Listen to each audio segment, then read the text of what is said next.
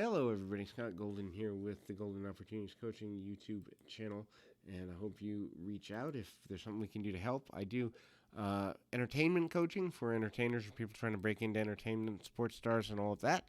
Also, life and business and relationship coaching, too. If there's something I can do that would be helpful to you in any way, please feel free to reach out. There's two ways to do that. The website contained in the About Me section of this channel is one way to do that. Also, at PO Perception on Twitter.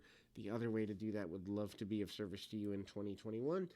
I would love that opportunity to be of service. Anyway, the next topic that we're going to discuss here in this particular audio is emotional unavailability. And so it's difficult because a lot of times when we're trying to build a romantic relationship with a person, we only see what we want to see in terms of compatibility, and emotional in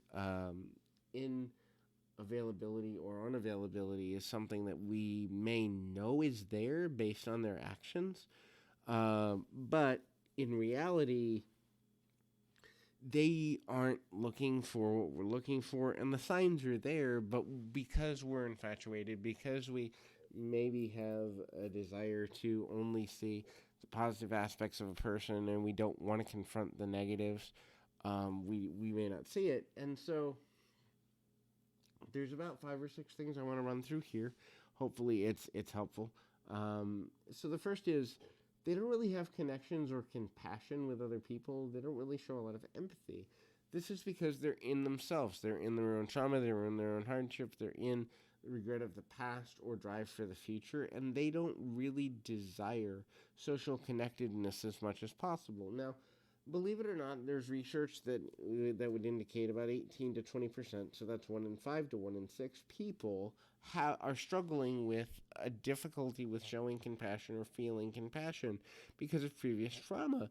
So imagine if you go on a date with, let's say, 5 different people, there's one person, at least conservatively, at least one person in that connective that isn't, emotionally available. And so if you have an attraction and they show bits of flares of interest, but they don't show consistency, you're only going to focus in on the thing that you want to see and not necessarily the whole picture of who they are. And they may only be showing you bits and pieces of who they are that's beneficial to them. And so their lack of compassion may pass you by. And so the next thing is, they don't want the level of relationship you do.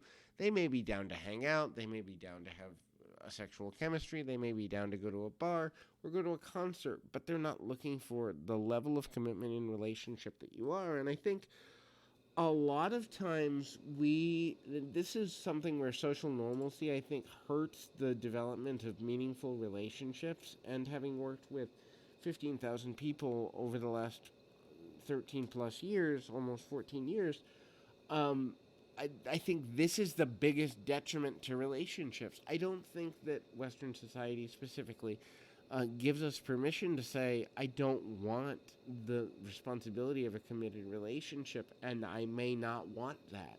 So what happens is, and this is generally women, although men do it too, just to a lesser degree, or admit to doing it to a lesser degree, what happens is a person will wait for that individual to change their mindset. Now, it's possible that if a person's doing self-reflection work, they may change their mindset. There are people I know and people I've worked with that go through extended periods of singlehood where they're single for several months or several years, and then they come back into a relationship and they're ready and they're willing to commit. And sometimes there's droughts of several years, and that's good, and that's good, but then there are other people who go through a trauma, and I can honestly say there were people in my family who never should have gone near relationships again, even though their last happy relationship was decades before, because they didn't really want to be in one, but they thought society expected it of them, and so they forced themselves to be something they weren't, and that is the biggest detriment. I don't think we're willing to see the signs of people not wanting emotional connection at a higher level because we think because we want it, other people should or will too. And that's not the reality for some people. And I think that's a major snare for lots of folks. The next is a person who's emotionally unavailable won't soften their body language. So they're going to be non-committal. They may stand on the back of their feet. They may be looking away from you. They may avoid eye contact. They're going to cross their arms. They're going to be tense. You're going to see physical tension in their neck, in their shoulders, in their body language. They're going to be standing straight and more rigid. They're not going to bend. They may not smile as much. They may not nod or give other non-social cues as much. And this is because they're in the conversation, but they're expecting to leave it. They're waiting to leave it. And so this means that they don't really soften that body language to show invitation of like, let's get closer physically, let's get closer emotionally, which is another thing too. They'll dismiss your emotions and not go deeper into conversation. And so dismissing emotions, in other words, you're showing emotional, you're really happy and they're just kind of middle of the road. You're really angry and they're middle of the road. You're really sad and ready to cry and they're middle of the road. And so emotional awareness and emotional connectedness, empathy, sympathy, and just a willingness to connect with where you are emotionally isn't something they're down for. And then the conversations with an emotionally unavailable person, they'll always be about life events, or they'll be about bands or music or movies or things that don't get to know their emotional state.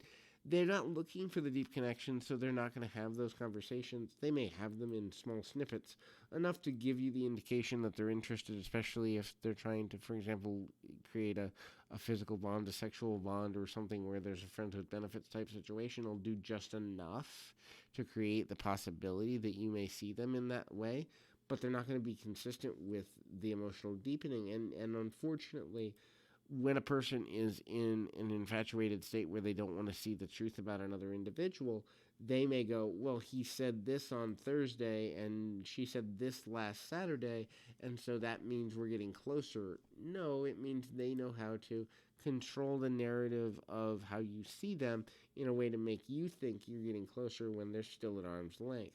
The last thing of major importance is their level of friendships and depth of friendships is lower. So emotionally unavailable people are emotionally unavailable in more than just romantic relationship context. They're emotionally unavailable for friendships. They may be emotionally unavailable for mentorship relationships, people that want to mentor them at work and bring the best out of them professionally. And they may even have absence with family. Now, it doesn't mean that if, for example, a person doesn't have a relationship with their family or is putting their life back together and they've lost some friends, that this automatically means they're incapable of connecting. For example, I've walked away from my biological family due to an abuse history, and I'm just sharing that as an example, but I walked away from them completely 100% in 2012, so 9 years ago. That process began in 2010 and was complete by 2012. And so, if someone were to look at me and say, well, where's your family? And I'd have to quickly, in a paragraph, explain, went through this and went through that, and there's why there isn't that relationship there. It doesn't necessarily mean that that's a bad person, but if they don't have close friends, and they don't have a family, and they don't have mentorship, and they're kind of off to themselves more often than not, that can be a sign of emotional inavailability. And also talk about the history of friendship too. So a person may have gone through a bad stretch, or maybe they had an addiction problem and they lost a lot. But if they can't remember a time in their life where they were close with more people, that's another warning sign too. So hopefully this is helpful to you, and I encourage you, keep your feet on the ground, your mind in the moment. Till next time, everybody.